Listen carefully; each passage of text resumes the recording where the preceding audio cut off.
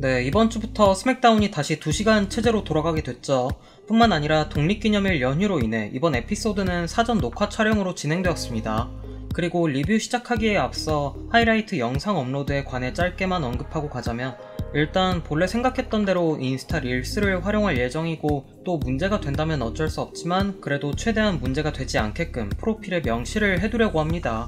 그리고 각 릴스마다 쇼의 한 파트, 예를 들면 오프닝 세그먼트를 짧게 요약한 릴스 1개, 중반부에 진행되는 경기 하이라이트 릴스 1개, 마지막으로 메인 이벤트 릴스 1개, 이런 식으로 각 쇼에서 하이라이트가 되는 파트마다 릴스 1개씩 간략하게 업로드를 해보려고 합니다. 아마 다음주 SNME 때부터 시작하지 않을까 싶고, 링크는 그때 가서 고정 댓글에 따로 남겨드리도록 하겠습니다. 그럼 녹방으로 진행된 이번 스맥 오프닝부터 보자면, 먼저 코디가 등장해 킹 오브 더 링 등극에 대한 자축을 하며 존시나를 다시 한번 언급했죠. 킹 대 WWE 챔피언 존시나라는 말을 내놓았고, 마침 그때 랜디가 나타나 코디와 마주해 프로모를 이어갔습니다. 랜디는 경기 당시 자신이 망설였지만 코디는 전혀 망설이지 않았다며 오히려 그 때문에 코디를 존중한다고 말했습니다. 뿐만 아니라 이 기회를 허비하지 말아달라며 서머슬램에서 반드시 존시나의 엉덩이를 걷어차주라는 말까지 내놓았죠. 그리고 그때 약 한 달 반 만에 다시 등장한 드류 맥킨타이어.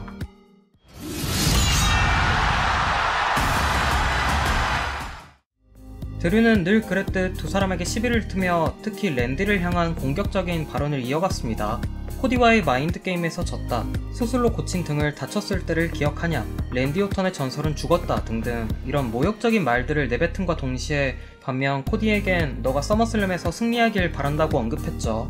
바로 자신이 코디로부터 그 타이틀을 빼앗는 게 목적이라 했는데, 그때 바로 랜디의 시원시원한 RKO가 터졌습니다. 그렇게 오프닝 세그먼트가 종료됐고, 이후 백스테이지 씬을 통해 드류와 랜디의 SNME 경기가 확정이 됐죠.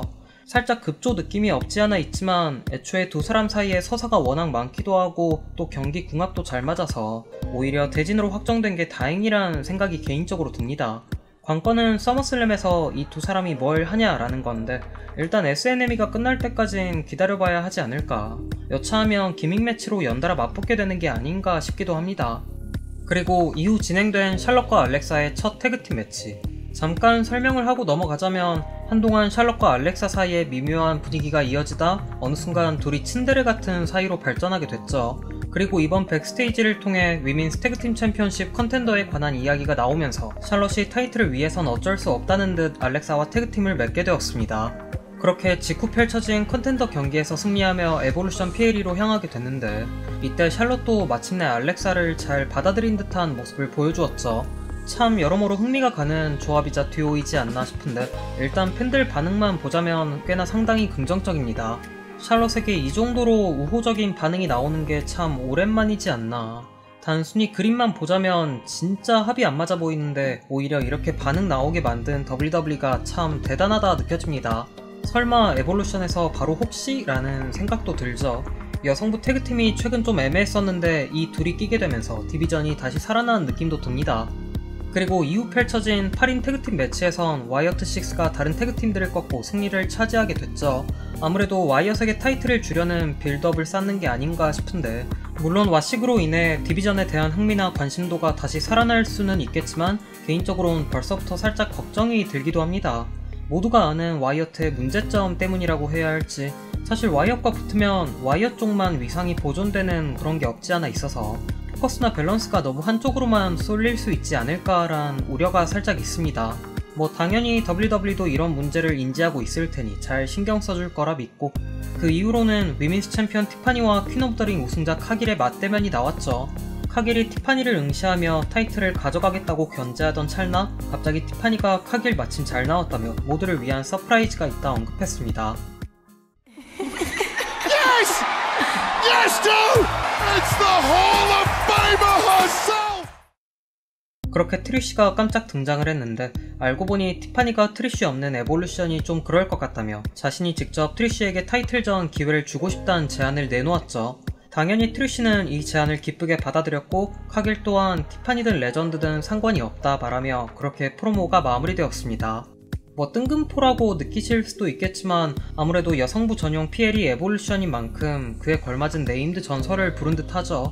솔직히 벨라에 비하면 트리쉬는 완전 선녀기도 하고 또 트리쉬와 티파니 사이의 인연도 있어서 대진이 나쁘지는 않다 느낍니다.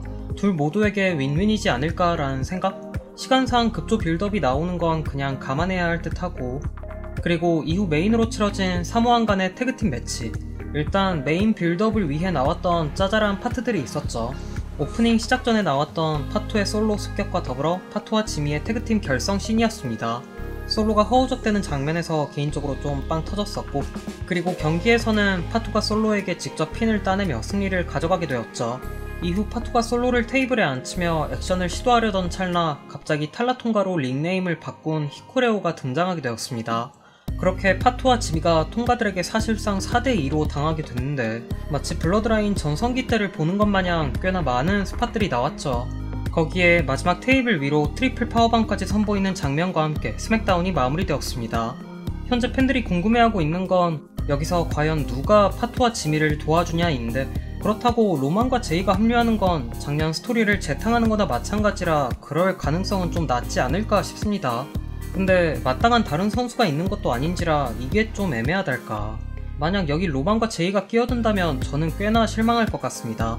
이게 과연 서머슬램의 어떤 매치업으로 빌드업 될지를 지켜봐야겠죠. 현재 SNME와 에볼루션으로 인해 서머슬램까지의 시간이 살짝 빠듯한 느낌이 있는데, 레슬매니아만큼이나 쇼를 잘 이끌어낼 수 있을지 기대와 걱정이 동시에 됩니다.